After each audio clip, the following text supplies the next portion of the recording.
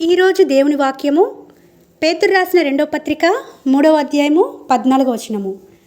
నిందారహితులుగాను కనబడినట్లు జాగ్రత్త పడుడి. నిందారహితులుగాను తెలుసు కదండి, నింద లేకుండా మీరు కనబడేటట్లుగా. ఎప్పటి వరకు కనబడేటట్టుగా ఒకసారి ఆలోచించారా? ప్రభు రాకడ వరకు, ప్రభు మధ్యాకాశంలో వస్తారు కదండి, తెలుసు కదండి. మనల్ని మరి పరమునకు కొనుపోబడే టైం వరకు నిందారహితంగా ఉండండి. ఎటువంటి నింద రాకుండా మీ జీవితాన్ని కాపాడుకోండి అని ప్రభు ఈ దినమున ఈ వాక్యం ద్వారా మనందరితో స్పష్టంగా మాట్లాడుతున్నాడు. ఇక్కడ మీకు ఒక ఎగ్జాంపుల్గా ఒక వ్యక్తిని చూపిస్తే అండి, అబ్రామ్ అండి. ఆదికాండం 17వ అధ్యాయంలో అబ్రాము 99 ఏండ్ల వాడైనప్పుడు యెహోవా అతనికి ప్రత్యక్షమై, నేను సర్వశక్తిగల దేవుడును, నా సన్నిధిలో నడుచుచు నిందారహితులవై యుండము. ఇక్కడ చూడండి, భలే అద్భుతంగా అనిపిస్తుంది వాక్యం చదివినప్పుడు. 99 ఏండ్ల అబ్రాముతో దేవుడు మాట్లాడితే ఏమంటున్నాడండి? నిందారహితంగా నడుచుకోమంటున్నాడు. 99 సంవత్సరాలోడికి అంత అవసరం ఉంటుందా అండి? మీరు చెప్పండి ఒకసారి. ఎలాగైనా బ్రతకచ్చు చెప్పాలంటే. మహా అంటే ఎంతకాలం బ్రతుకుతాడు కదా. కాబట్టి ఎంత ఇష్టానుసారంగా బ్రతికినా ఏం కాదు. కానీ దేవుడు ఎందుకు ఈ అబ్రాముతో ఈ మాట చెప్తున్నాడంటే, మనకి 16వ అధ్యాయంలో అబ్రాము చేసిన మిస్టేక్ తెలుసు కదండి. షారా మాట విని హాగర్ను పెళ్లి చేసుకున్నాడు. తత్ఫలితమే ఇస్మాయిలుడికి జన్మ ఇవ్వడము. ఇవంతా మనకు సుపరిచితమే.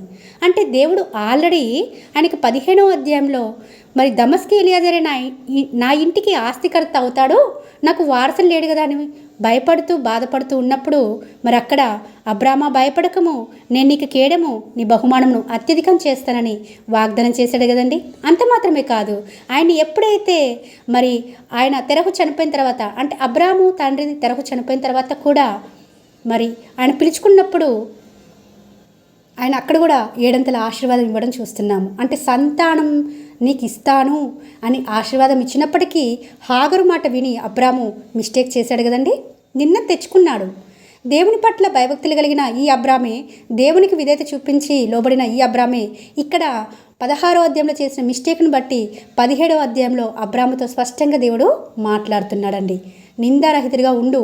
నీకు 99 సంవత్సరాలు రావచ్చు, కానీ నువ్వు మిస్టేక్స్ చేస్తూనే ఉంటావు అని హెచ్చరిక చేస్తున్నాడు. చూడండి, ఇక్కడ మరి అట్లా నువ్వు నిందారహితుడిగా ఉంటే నాకును నీకును మధ్య నా నిబంధన నియమించి నిన్ను అత్యధికంగా అభివృద్ధి పొందించదని చెప్తున్నాడు. ఎప్పుడైతే మనం నింద లేకుండా జీవిస్తామో అత్యధికంగా దేవుడు మన జీవితాల్లో కూడా అబ్రాముని వలె అత్యధికంగా అభివృద్ధి పొందిస్తారని చెప్పడానికే ఈ రోజున మనం నిందారహితులుగా కనబడినట్లుగా జాగ్రత్తగా ఉండాలని ఈ వాక్యం ద్వారా మనందరినీ హెచ్చరిక చేస్తున్నాడు. అబ్రాము అంతటి వాడే మరి 99 సంవత్సరాలలో దేవుని చేత హెచ్చరిక పొందుతూ వస్తే మనం ఏ పాటి వారమండి? అనేకమంది చూపులు, తలంపులు, ఆలోచనలు, ఊహలు, ఉద్దేశాలు లోకంలో జీవిస్తుంటుండగా ఎన్నో మార్లు పడిపోతూ ఉంటాం. కానీ నిందలు తెచ్చుకునేవారుగా ఉంటున్నామా? నిందరహితులుగా దేవుని ఎదుట కనబడడానికి సిద్ధంగా ఉంటున్నామా?